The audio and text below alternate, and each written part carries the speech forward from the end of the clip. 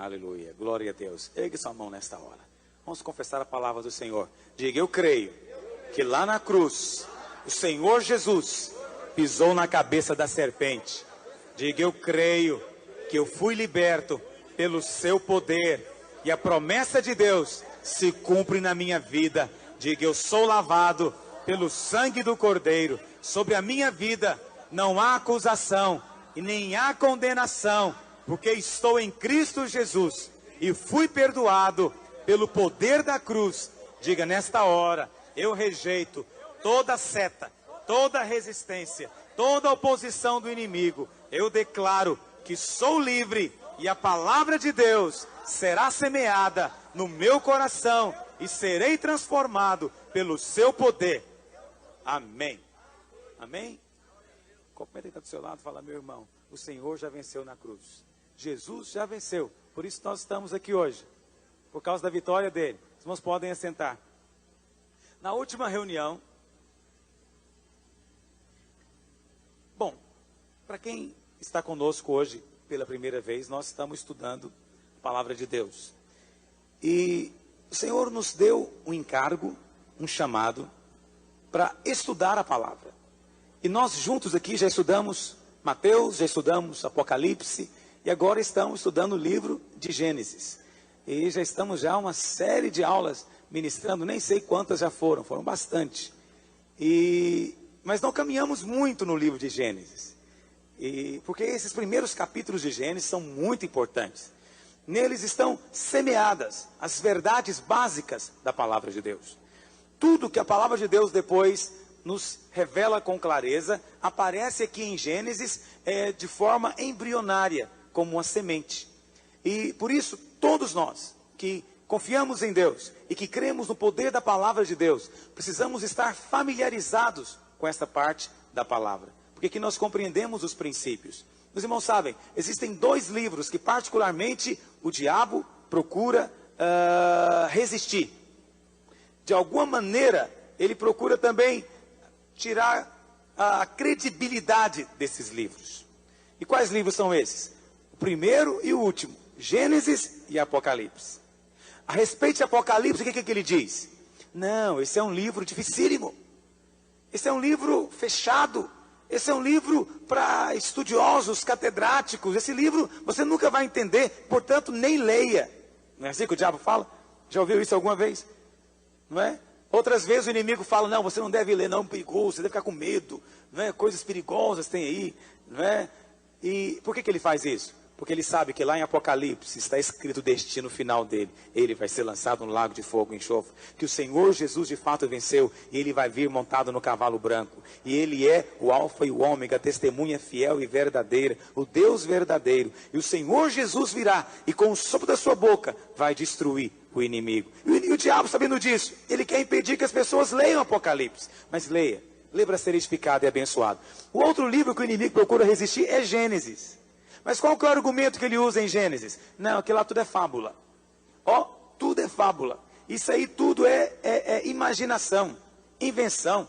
Vê se tem cabimento esse negócio de cobra conversar. Adão e Eva, que coisa mais fora de moda, antiquada, demodê. Você crê em Adão e Eva? Não é assim que ele fala? Você acredita que existiu Adão e Eva? Não é possível, você está no século 21, não é assim que o diabo fala para você? Aí você fica até sem graça, né? Fala, é mesmo, meu Deus do céu, estou no século 21, estou falando de Adão e Eva. Deixa eu dizer algo para você, isso é estratégia do diabo para desacreditar a palavra de Deus. Mas essa palavra é verdadeira. Seja o Senhor verdadeiro e mentiroso todo o homem. E nas últimas reuniões, nós vimos como foi que o diabo seduziu o homem e este veio a cair. Nós vimos como foi o processo da tentação. E o que mais que nós vimos? As consequências disso. E as consequências, basicamente, foram as seguintes, meu querido. Só relembrando você. Em relação a Deus, o homem ficou debaixo de juízo e de condenação. E morreu para Deus. Ficou separado de Deus. Um abismo surgiu entre Deus e os homens. Houve separação. E chamamos a isso de morte. Isso em relação a Deus. Em relação a si mesmo, o homem tornou-se o quê? Culpado. Cheio de culpa, de angústia.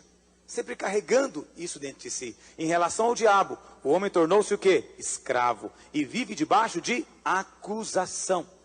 junta a sua culpa com a acusação, o homem de fato tem problemas sérios. Mas Deus não abandonou o homem. Não é? E em Gênesis 3, capítulo 15, se você quiser ler junto comigo, nós vemos a promessa de Deus, nós falamos na nossa última reunião, diz assim, porém, Deus falando para a serpente, essa é a primeira profecia da Bíblia, porém inimizade entre ti e a mulher, entre a tua descendência e o seu descendente, este te ferirá a cabeça, mas tu lhe ferirás o calcanhar. O descendente da mulher vai vir. É isso que Deus disse para a serpente, olha, eu não desisti do homem. Eu criei o homem, a minha imagem e a minha semelhança, disse o Senhor. Esse homem foi criado para me expressar, para mostrar a minha glória. Esse homem foi criado para dominar, para reinar, para ser sacerdote e reis. Acontece que você, Lúcifer, entrou em cena e atacou o homem. E o homem agora perdeu a glória, perdeu a imagem. Mas eu não vou desistir desse homem. Eu vou redimi-lo. E o Senhor te fala para a serpente, olha, você atacou a mulher, mas eu vou usar uma mulher. E de uma mulher virgem virá aquele que vai ferir a sua cabeça. Você poderá até ferir o calcanhar dele, mas ele vai destruir você. E vai reconquistar a terra que Adão está entregando para você. Porque no dia em que o homem pecou, o homem entregou para Adão o governo da terra. E é por isso que nós vemos o mundo desse jeito. E as pessoas perguntam, se Deus se Deus de fato existe, por que há tantos problemas no mundo? Você já ouviu isso? Por que há tantas guerras? E alguns dizem, eu não posso crer em Deus. Como é que eu posso crer em Deus com esse mundo cheio de guerras? Como é que eu posso crer em Deus com tantos tipos de doenças, enfermidades? Tantas pessoas nascendo com problemas. Eu não posso crer em Deus com tanta criminalidade, tanta injustiça, tanta desigualdade. Já ouviram isso? Tanta gente, não tanto assim, né? Alguns tão ricos e a esmagadora maioria tão pobre. Em alguns lugares do mundo morrendo de fome. Não é verdade? Enquanto em outros lugares jogam comida fora. Um lugar cheio de perversidade, podridão, cheio de malícia, cheio de sensualidade, de traições, não é verdade? E as pessoas falam, eu não posso crer que em Deus, porque o mundo é um lugar tão ruim. O mundo não é um lugar feliz para se estar. E eu vou dizer a verdade, esse é um fato. As pessoas de fato dizem isso. E as pessoas de fato sentem isso. Só tem um problema, Deus não tem nada a ver com isso. Só que elas não sabem, e nós temos de contar para elas, que Deus criou todas as coisas boas, mas o pecado entrou no mundo. Sabemos que Deus criou o homem reto, mas o homem se desviou. Sabe, é o diabo que procura caluniar a Deus. Mas este mundo, diz a Bíblia, ele não está em Deus, pelo contrário, ele jaz no maligno. Apesar de tanta tecnologia, tanto conhecimento de nossa época, a Bíblia fala que o mundo está em trevas.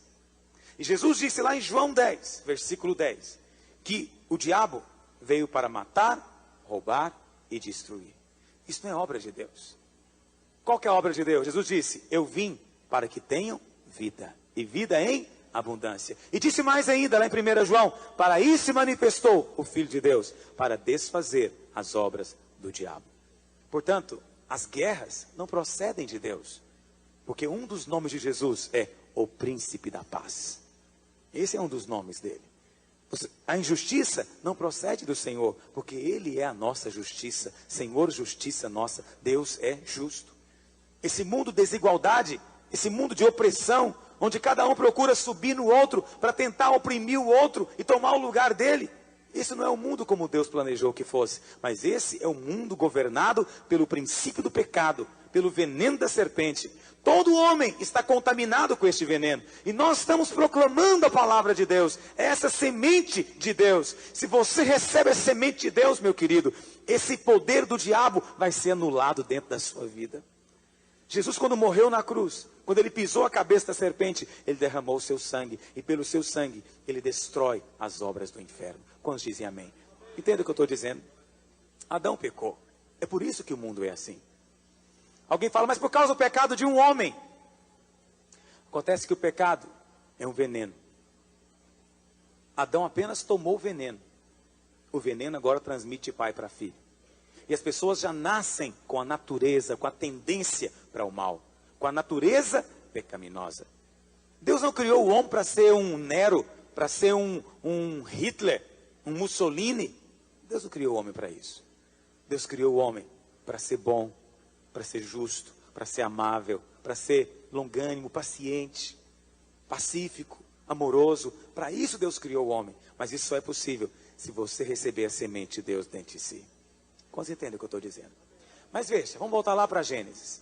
Nós vemos que depois que o homem pecou, Deus executou o juízo. Então, Deus fez algo em relação ao homem e à mulher. E é sobre isso que eu gostaria de começar compartilhando com você hoje. Então, pega a sua Bíblia em Gênesis capítulo 3, verso 16.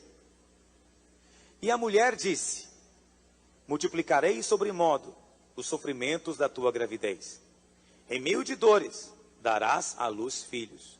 O teu desejo será para o teu marido, e ele te governará. E Adão disse: visto que atendeste à voz de tua mulher, e comeste da árvore que eu te ordenara não comesses, maldita é a terra por tua causa. Em fadigas obterás dela o sustento, durante os dias de tua vida. Ela produzirá também cardos e abrolhos, e tu comerás a erva do campo. No suor do rosto comerás o teu pão, até que tornes a terra, pois dela foste formado, porque tu és pó, e ao pó tornarás. Veja, Deus amaldiçoou a serpente. Verso 14 diz assim: então o Senhor Deus disse à serpente: visto que isso fizeste, maldita és entre todos os animais domésticos. Deus amaldiçoou o diabo. O diabo, de fato, você pode dizer que ele é um maldito, porque ele foi amaldiçoado por Deus. Mas e com relação ao homem? Às vezes eu ouço pessoas dizendo que Deus amaldiçoou o homem. Mas em lugar nenhum se diz, aqui em Gênesis, que Deus tenha amaldiçoado o homem. Deus não amaldiçoou você. Deus não amaldiçoou a mim. Deus não amaldiçoou nossos pais. Deus não amaldiçoou o homem. Porque para aquilo que Deus amaldiçoa, não há salvação. Não há redenção. Porque quem poderá interpor entre Deus e nós? Deus amaldiçoou a serpente. Por isso, não há salvação para ela. Não há meios de mudança para ela. Ao contrário do que certas religiões ensinam, não é? E até dizem que, chamam até de irmão, nós sabemos que o inimigo não tem redenção. Mas e o homem? O homem foi amaldiçoado? Foi amaldiçoado, irmãos? Aí você pergunta, mas o que é isso que está aqui na Bíblia, então? Deus fez algo para o homem e fez algo para a mulher. O que é isso que Deus fez? Deus fez uma restrição para o homem. O que você está vendo escrito aí, na verdade, é expressão da misericórdia de Deus, da bondade de Deus, da sua imensa paciência com o homem. Porque, deixa eu dizer para você algo. Uma das coisas mais sérias com relação ao pecado, preste atenção nisso porque isso é muito importante. Uma das coisas mais sérias em relação ao pecado é que o pecado, ele não apenas quebra a comunhão com Deus, mas o pecado, quando é praticado repetidamente, ele produz uma mudança no seu próprio relacionamento com Deus. Ou seja, Deus muda a maneira de agir. Tem algo mais terrível do que isso? Uma atitude sua que altera a maneira de Deus agir? Deus quer fazer de um modo, mas por causa de você, Deus é obrigado a fazer de outro. Vou te dar uma ilustração, para você compreender o que eu quero dizer. Eu tenho uma garota, eu tenho duas na verdade. Minhas garotas são maravilhosas. E eu tenho plena liberdade na minha casa. Então, quando eu chego em casa, eu tenho um hábito, eu sou um sujeito de hábitos. Então, eu sou facilmente, se algum dia forem tentar me sequestrar, mordi minha bochecha. Se algum dia forem tentar me sequestrar ou algo assim, não seria muito complicado, porque eu sou um sujeito de hábitos. Todo dia eu tenho os meus hábitos e maneira de ser. Então, eu chego em casa, o que eu faço? Eu carrego a minha carteira, eu chego em casa, tiro a carteira, tiro a chave e jogo na mesa. Isso eu faço. Minha maneira de ser é essa. Lá em casa, as minhas filhas nunca mexeram na minha carteira. Nunca foram lá pegar dinheiro escondido de mim. Nunca foram lá pegar emprestado sem eu saber. Nunca fizeram isso. O que acontece? Essa é a minha maneira de ser. Esse é o meu jeito de agir. Um belo dia, uma delas resolve pegar o dinheiro na carteira. Isso é pecado, não é? É pecado. Ela vai e pega a carteira. E eu digo para ela, minha filha, o que é isso que você fez?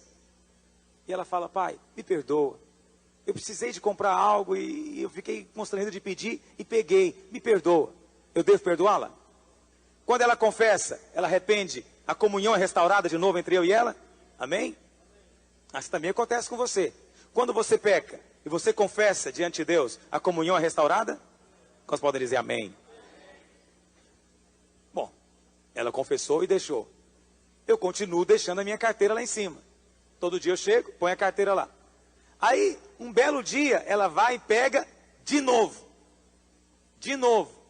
Eu chego e falo, minha filha, o que é isso que você fez? Ela fala, pai, não sei nem o que eu vou dizer, eu fiz de novo, me perdoa. Eu devo perdoá-la? Perdoo. A comunhão é restaurada? É restaurada. Também é assim com você e Deus? Você comete o mesmo pecado pela segunda vez. Você vai lá e confessa, crê no sangue, a comunhão é restaurada? É ou não é? É. Mas aí, eu sou uma pessoa de hábitos. Eu deixo minha carteira de novo, eu chego e deixo minha carteira de novo. E pela terceira vez, ela vai lá e pega o dinheiro. Eu chego e digo para ela, minha filha, o que é isso que você fez? E ela já nem consegue mais dizer nada. Ela confessa, ela chora, eu a perdoo. A comunhão é restaurada? Só que dessa vez eu faço algo que eu não fazia antes. Sabe o que eu faço agora?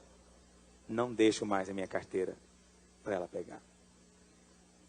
Veja, a comunhão entre eu e a minha filha foi fácil de restaurar, não foi? Mas agora aconteceu uma segunda coisa muito grave. O comportamento dela mudou o meu. Eu era de um jeito, passei a ser de outro por causa dela. E eu pergunto para você, quando é que eu vou voltar novamente a deixar minha carteira em cima da mesa? É só uma questão de confessar? Não. Isso é uma questão governamental, no dia em que a confiança for restaurada. Porque eu quebrei a confiança. Isso não é mais uma questão de que ela falhou contra mim. A questão é que ela mudou meu comportamento. Entende o que eu estou dizendo? Você consegue perceber que Deus faz isso com você também? Deus não quer mudar a maneira dele de agir com você. Deus não quer mudar o sistema, o jeito dele agir com você. Deus quer agir daquela maneira sempre com você. Mas você insiste. Você peca uma vez e você insiste naquele pecado e você peca uma segunda vez. Chega um ponto que Deus tem que fazer o que com você? Ele vai tomar uma atitude com você. É como aquele pai. Ele tem lá os seus garotos e fala para eles, vocês não brinquem no meio da rua de bola, porque é perigosa essa rua. E os meninos brincam uma vez, ele releva. Brinca duas vezes, ele releva. 3 vezes, ele releva. Na 4ª vez, o que ele faz? Corta a bola. Entendeu o que eu estou dizendo? É uma parábola. Aplique na sua vida. Você consegue perceber que Deus mudou coisas na sua vida? E que depois não adianta confessar que não volta atrás? Veja, depois que o pai corta a bola, os filhos vão ter comunhão com o pai? Vão ou não vão? Vão, mas vão ter a bola de volta? Tem muitos crentes que querem ter comunhão com Deus. Eles confessam o pecado e a comunhão volta. Mas a bola foi cortada. A bola foi embora. Entende o que eu estou dizendo? Sabe, o pai não odeia a bola em si. O pai, na verdade, não tem nada contra a bola. Mas o pai odeia qualquer coisa que possa ferir os seus filhos. Não é verdade? O pai odeia qualquer coisa que venha ferir os filhos. Então, quando o pai pega e corta a bola e fala, vocês não vão brincar com essa bola mais. Ele não está fazendo uma maldade para os filhos. Ele está fazendo o que, na verdade? Um bem, uma restrição. Os filhos vão chorar? Vão dizer que o pai é malvado? Vão dizer que o pai é impiedoso? Mas sabe qual que é o grande temor do pai? Que os filhos venham sofrer um acidente e venham até morrer. O temor da perda é que leva o pai a tomar atitudes assim. Será que Deus já tomou atitudes severas assim com você também? Deixa eu contar algo para você. Tem muito crente perdendo o emprego e fica pensando que é o diabo que tirou o emprego dele. Não foi não. Se o teu emprego funciona como aquela bola na mão daquelas crianças, não tenha dúvida, Deus vai tirar o emprego. Às vezes você fica pensando, poxa, meu namorado, um cara tão legal, de repente parece que Deus tirou ele fora da minha vida. Por que Deus fez isso comigo? Tão difícil arrumar um marido. Lembra da bola. É melhor cortar a bola do que deixar o menino morrer atropelado. Entende o que eu estou dizendo? Agora, é possível que exista uma criança tão obstinada que o pai corta a bola e ela vai atrás de outra? É possível, irmãos? E essa criança sofreu o quê? Tudo aquilo que o pai não queria que acontecesse. Ela vai ter um acidente. Ela vai ser atropelada. E isso aí não é castigo. Isso é tudo que o pai estava tentando evitar na sua vida. É por isso que Jesus disse, se o teu olho direito te faz tropeçar, arranca-o e lança-o de ti. Se a tua mão direita te faz tropeçar, corta. Sabe por que ele disse isso? Porque se você não fizer, Deus fará. Se você não fizer, Deus o fará. Preste atenção, não é que Deus quer furar o seu olho. Não é isso, não é o seu olho, não é a sua mão. São ocasiões. Então, se a sua amizade te faz pecar, corta a sua amizade. Entendeu o que eu estou dizendo? Se o teu emprego te faz pecar, corta o emprego. Se o teu namoro te faz pecar, corta o teu namoro. Se dinheiro te faz pecar, não tenha dinheiro. Alguém fala, mas é possível assim? É possível viver assim? É melhor que você faça, antes que Deus faça por você. Porque Deus ama você. E Ele não vai deixar mais a carteira em cima da mesa. Ele vai tirar a oportunidade para pecar. Já teve alguma experiência assim na sua vida? Foi isso que aconteceu com Adão e Eva. O que aconteceu com Adão e Eva? Deus teve que criar limites. É o que eu vou fazer com a minha filha, na minha ilustração. Minha filha nunca fez isso, só ilustração. Jamais vou fazer isso. Não adianta eu pegar minha filha e dar um couro nela. Muitas pessoas pensam que Deus está o tempo todo querendo dar um couro em você. Dar uma boa sova. Isso é um engano seu. A maior parte das vezes, Deus não está primeiro interessado em dar sova em você. Aliás, a disciplina é a última estratégia que Deus usa. Antes disso, Ele vai tentar tirar aquilo que te faz pecar. Não é assim que pais e mães de bom senso fazem? Antes de disciplinar o filho, Ele tira a ocasião para o erro. O Senhor fala para a mulher, olha, você vai dar à luz agora em meio a dores. Por que Deus disse para a mulher? Para castigar a mulher? Não. Para colocar limites no pecado. Porque se a mulher dá à luz em meio a dores, vai pensar duas vezes antes de aceitar adulterar com o homem. Por que hoje vivemos na época que tem mais adultério na história? Hoje é a época onde o sexo é mais livre. Nunca houve uma época, nem na pré-história, como alguns gostam de dizer que houve. Houve tanta libertinagem como há hoje. Por quê? Porque hoje em dia, a mulher está livre de dois problemas. Primeiro, ela pode ter parto sem dor. Segundo, ela pode ter sexo sem engravidar. Como não há restrição, o que acontece com o pecado? Aumenta. Aumenta. E onde o pecado aumenta muito, meu querido, os demônios fazem a festa. Porque lembra de falar para você? O que é comida de demônio? Carne. O que mais da mulher? Você, Eva, encabeçou a queda. Você agiu sem consultar o seu marido. Você foi conversar com a serpente sozinha. Então agora, você vai ter que submeter ao seu marido. Ele vai governar a casa. O homem vai governar a casa. Presta atenção. Deus não fez isso por maldade, nem por querer oprimir a mulher. Mas Deus estabeleceu uma ordem de governo. Foi Deus que fez. E eu não estou aqui para agradar você e falar o que você gosta de ouvir. Então, muitos assustam com isso. Pode observar também. Vivemos na época onde há menos respeito à autoridade. E onde há mais igualdade. Hoje tem homens pedindo pensão para mulher. Inverteu-se. Acabou a restrição. E para o homem, o que Deus disse para o homem?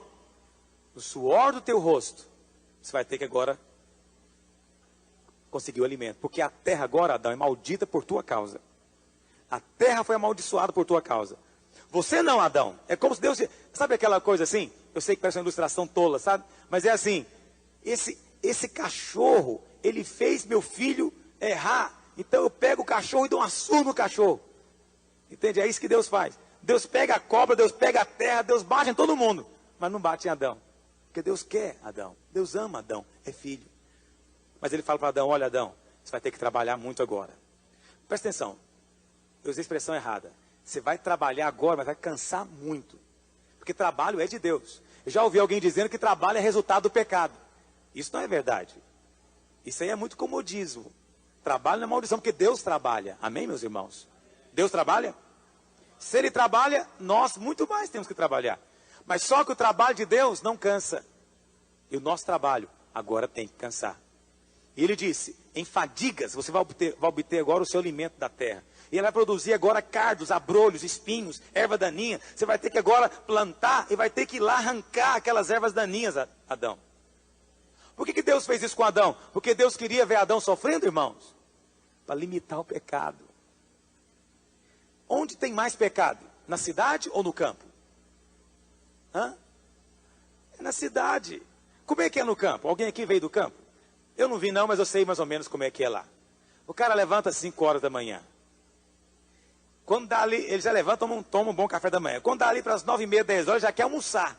Tão cansado que ele está. À tarde é no cabo da enxada, é na foice. Na hora que dá ali 6 horas da tarde, ele para, toma um banho. Ele está louco de fome. Na hora que dá umas 7h30, o que ele quer? Dormir. Alguém nessa circunstância tem tempo de pensar em fazer bobagem? Tem tempo para isso? Quem é que faz bobagem? Quem fica o dia inteiro à toa. Ou então, alguém que trabalha, mas não cansa. Qual que é a grande maldição? É trabalhar e não cansar. Por que hoje em dia os médicos falam, tem que fazer caminhada, tem que fazer não sei o quê, tem que ir para academia, tem que malhar. Por quê? Porque Deus exige essa restrição do homem. Onde não há essa restrição, só vai dando o quê? Problemas, doença e pecado. Quanto mais ocioso, mais pecaminoso. É assim que as cidades se tornam um antro de perdição em todos os sentidos. Por quê? Cidade é lugar de ociosidade. Então, preste atenção. Tudo aquilo que Deus fez com Adão e fez com Eva, não foi para amaldiçoá-lo. Foi, na verdade, por amá-los. Deus queria restringir o pecado, limitar o pecado na vida deles. Deus é bondoso, não é, meus irmãos? Você consegue perceber a bondade de Deus na sua vida nisso? Põe a sua mão no seu coração. Talvez você já falhou e repetiu o pecado 1, 2, 3 vezes. E Deus foi forçado a mudar a maneira de agir com você. Talvez Deus removeu algo de você. Talvez alguns Deus até tirou uma parte do corpo. Às vezes Deus quebrou uma perna. Às vezes Deus tirou o carro. Às vezes Deus tirou dinheiro. Porque aquilo fazia você pecar e afastava você dele. Se isso aconteceu, a comunhão talvez já foi restaurada. Mas Deus quer voltar a ser como Ele era antes com você. Põe sua mão no seu coração, deixa eu orar por você. Deus poderoso, concede aos teus filhos nesses dias o teu perdão governamental. Ó Deus, que as restrições do Senhor estejam sobre as nossas vidas, nos livrando do pecado, nos livrando do mal, em nome do Senhor Jesus. Amém.